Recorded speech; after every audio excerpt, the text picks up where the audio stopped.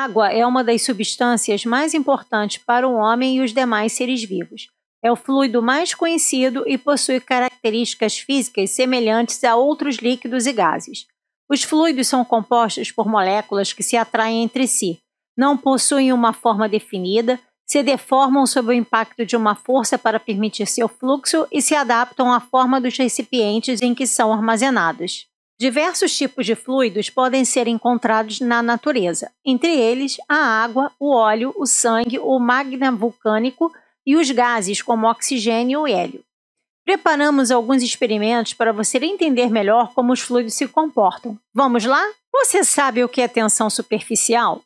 As moléculas dos líquidos possuem uma força de atração entre elas, onde as moléculas desse fluido interagem uma com as outras. Acima das moléculas localizadas na superfície do fluido só existe o ar.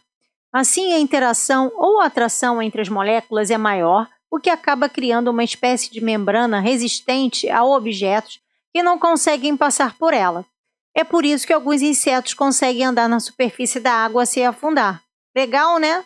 Observe o formato de uma gota de água na superfície de uma moeda conforme vão se adicionando novas gotinhas. Nesse experimento, a tensão superficial permite que a superfície do fluido se comporte como uma membrana que retém as gotinhas de água.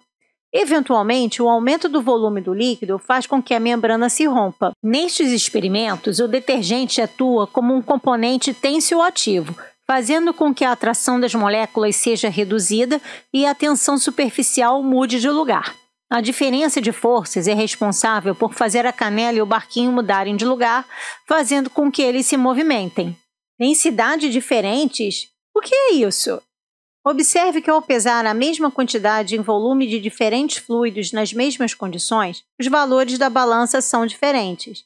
Isso acontece porque, apesar de cada fluido ocupar o mesmo espaço, a quantidade de material contido é diferente.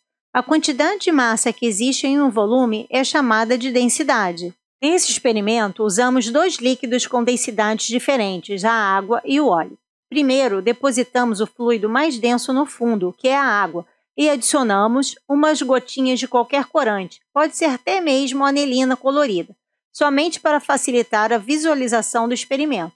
Depois adicionamos um pedaço de gelo seco e, por último, o fluido menos denso, que é o óleo.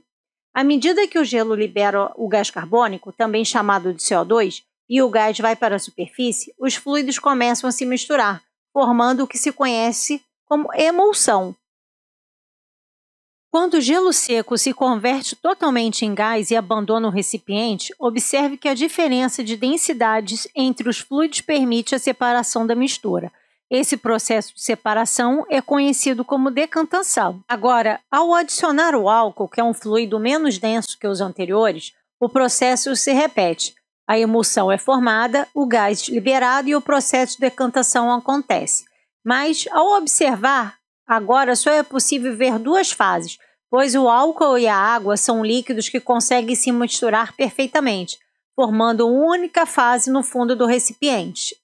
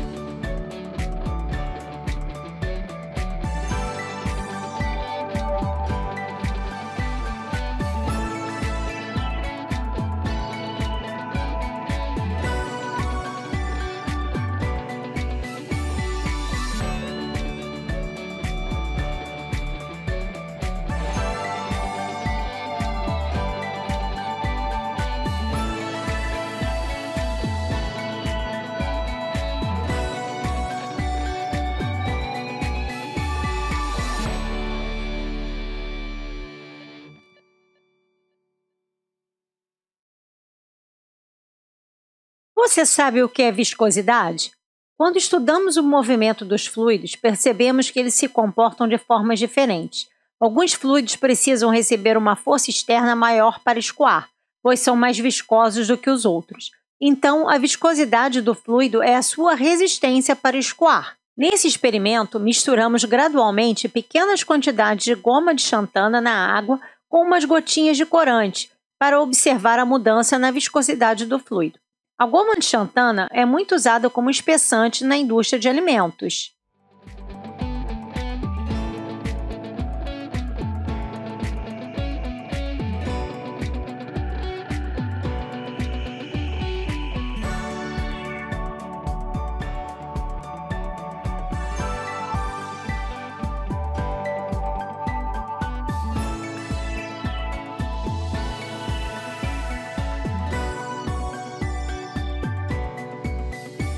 A transmissão do coronavírus de uma pessoa para outra acontece através de pequenas partículas líquidas que são eliminadas pelo nariz ou pela boca quando uma pessoa com Covid-19 tosse, fala ou espirra.